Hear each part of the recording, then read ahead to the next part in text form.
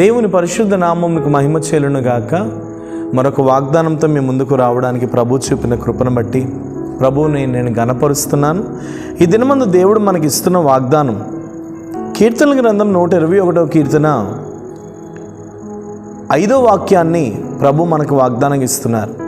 యెహోవాయే నిన్ను కాపాడువాడు, నీ కుడి పక్కన యెహోవా నీకు నీడగా నుండును. పగలు ఎండ దెబ్బ అయినను నీకు తగులదు, రాత్రి వెన్నెల దెబ్బ అయినను నీకు తగులదు. హల్లెలూయా. ఈ 121వ కీర్తన 5-6 వాక్యాలలో ప్రభు క్లియర్గా చెప్తున్నారు నీతో. ఏమనంటే, నిన్ను కాపాడబోతున్నాను, నీ కుడి పక్కన నీకు నీడగా ఉండబోతున్నాను, ఎండ దెబ్బ కానీ వెన్నెల దెబ్బ కానీ నీకు తగులదు అని దేవుడు మాట్లాడుతున్నాడు. అంటే దాని అర్థం దేవుడు నీకు రక్షణ ప్రాకారముగా ఉండబోతున్నాడు. హల్లెలూయా. ఈ దినాలలో రక్షణ చాలా అవసరం మనకి. మన ఆరోగ్యాలకు కానీ, లేదా మన కుటుంబ వ్యవస్థకు కానీ, మన పిల్లలకు కానీ, మన కుటుంబాలకు కానీ, భర్తలకు కానీ, భార్యలకు కానీ, లేదా భూమి మీద బ్రతుకుతున్న ప్రాణమున్న ప్రతి వ్యక్తికి కానీ చాలా దేవుని రక్షణ చాలా అవసరం.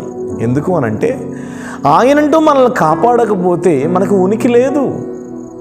ఈరోజు ప్రభునికి ఏమని వాగ్దానం చేస్తున్నారంటే, ఎండ దెబ్బ కానీ వెన్నెల దెబ్బ కానీ నీకు తగలకుండా నేను సంరక్షిస్తానని దేవుడు మాట్లాడుతున్నాడు. అంటే ఎలాంటి అనారోగ్య సమస్యలు కానీ, ఎలాంటి శోధన దినాలు కానీ నీ మీదకు వచ్చినా నేను నిన్ను కాపాడడానికి సిద్ధంగా ఉన్నానని దేవుడు మాట్లాడుతున్నాడు. నిజంగా దేవుడు కాపాడుట్లో సమర్థుడు. ఇశ్రాయేలీలు 430 సంవత్సరాలు వారి బానిసత్వంలో ఉన్నప్పుడు, వారు ప్రయాణమై తిరిగి వస్తున్నప్పుడు దేవుడు వారిని ఎంతలా కాపాడారో.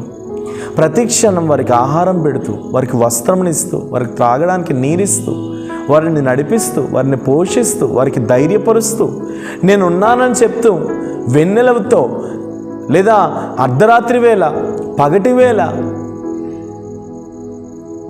అగ్నిమయముగా, వెలుగుగా ఆయన ఎప్పటికప్పుడు వారితో సంరక్షిస్తూ వారికి తోడుగా ఉంటూనే ఉన్నాడు. అవును, ఇశ్రాయేలుని నడిపించిన దేవుడు నీ దేవుడు కాదా? నువ్వు అధైర్యపడొద్దు, నువ్వు వేదన పడొద్దు, నువ్వు దుఃఖపడొద్దు. నీ పక్షముగా దేవుడు బలమైన కార్యములు చేయబోతున్నాడు. కాబట్టి నువ్వు ధైర్యం తెచ్చుకో. నీ పక్షంగా ప్రభు అద్భుతములను చేయబోతున్నాడు.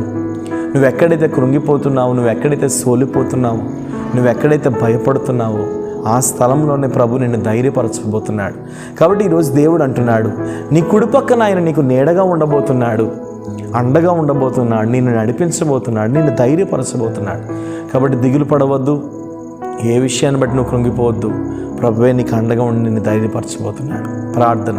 ప్రేమ నమ్మకం కలిగిన తండ్రి, ఎంతమంది అయితే ఈ వాగ్దానం చూస్తూ వేదన పడుతూ కృంగిపోతూ తండ్రి వారి కుటుంబాల్లో ప్రభువా రక్షణ ప్రాకారముగా ఉండమని కోరుకుంటున్నారు.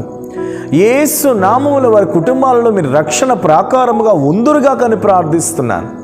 అయ్యా, నీ కృప వారి జీవితాల్లో దిగునుగాక, నీ వెలుగు వారి జీవితాల్లో దిగునుగాక, నీ బలము వారి జీవితాల్లో దిగునుగాక, ఇప్పుడే వారి వెంబడి నీ అభిషేకము వెళ్ళునుగా కానీ ప్రార్థిస్తున్నాను. ఎంతమంది అయితే ప్రభువా మా ప్రియులు, మా బిడలు ఈ వారంలో ఏ పనులు అయితే వెళ్ళబోతున్నారో, ఈ రోజున ఏ పనుల మీద అయితే వారు నడిపించబడబోతున్నారో, యేసు నామంలో ఆ పనులలో వారికి జయము కలుగునుగా కానీ ప్రార్థిస్తున్నాను. మీరు వారిని ఆశీర్వదించండి. నిశ్చయంగా వారికి తోడుగా మీరు ఉండండి, అండగా మీరు ఉండండి, మీరు నడిపించండి.